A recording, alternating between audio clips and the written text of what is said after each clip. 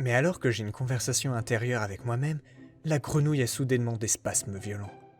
Le mouvement me surprend tellement que je me contracte un peu moi-même. Mais après, je commence à avoir peur.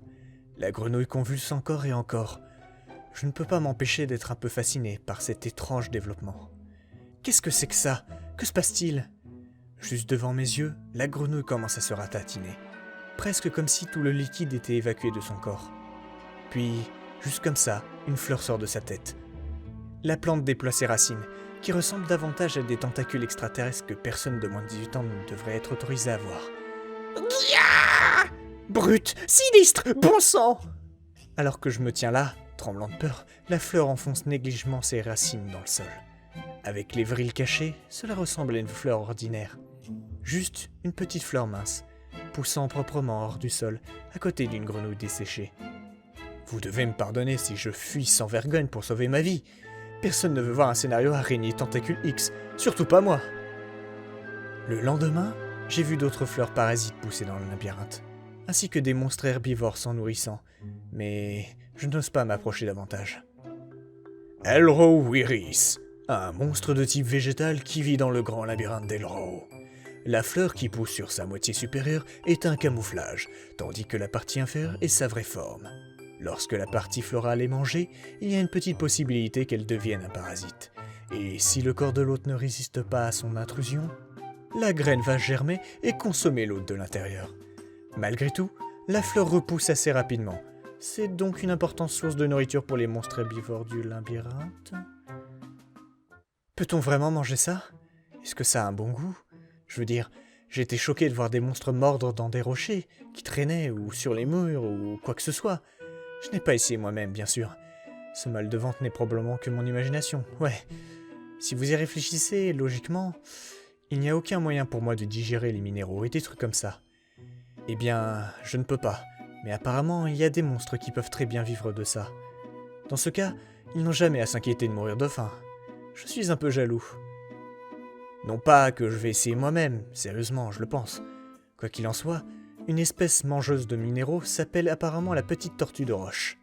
Comme son nom l'indique, les coquilles de Théris semblent être faites de roche, et tant que rien ne les attaque, elles restent généralement assises à mâcher de la pierre. De plus, il s'avère que le basilic d'Elro, qui a des pouvoirs de pétrification, et même ces grenouilles auxquelles je suis tellement habitué, peuvent manger des minéraux. Le basilic a du sens, vraiment. Il transforme de toute façon ses proies en rochers. Il doit donc pouvoir les manger.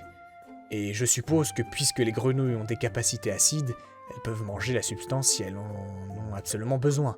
Mais elles ne semblent pas l'apprécier. Je n'ai jamais vu une grenouille manger des rochers une seule fois. Alors peut-être qu'elle ne le fait que si elle a épuisé toutes les autres options?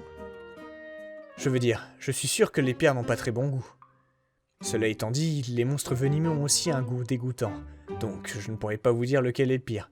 Quoi qu'il en soit, au sujet de ces grenouilles, que je connais si bien, celle que je regarde maintenant a quelque chose que je n'ai jamais vu auparavant.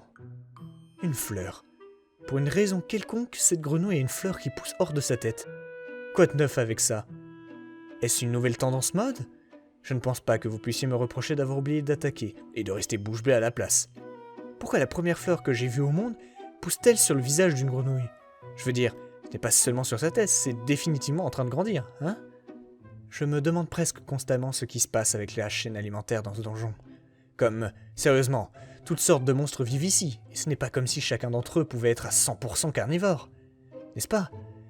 Il y a des monstres qui regardent les cerfs qui sont probablement des herbivores, et j'ai vu d'autres choses dont je doute sérieusement qu'elles soient des mangeurs de viande.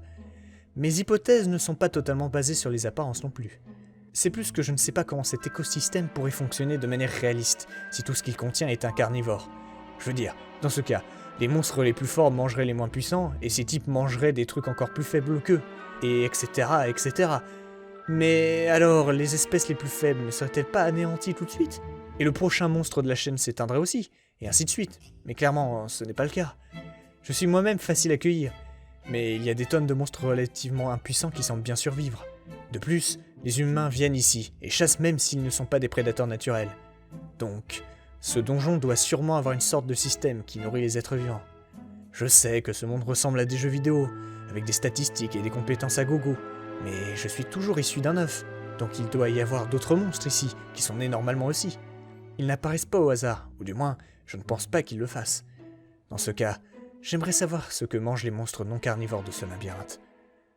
Une réponse s'avère être en fait le labyrinthe lui-même. À ma grande surprise, j'ai vu des créatures mâcher des rochers.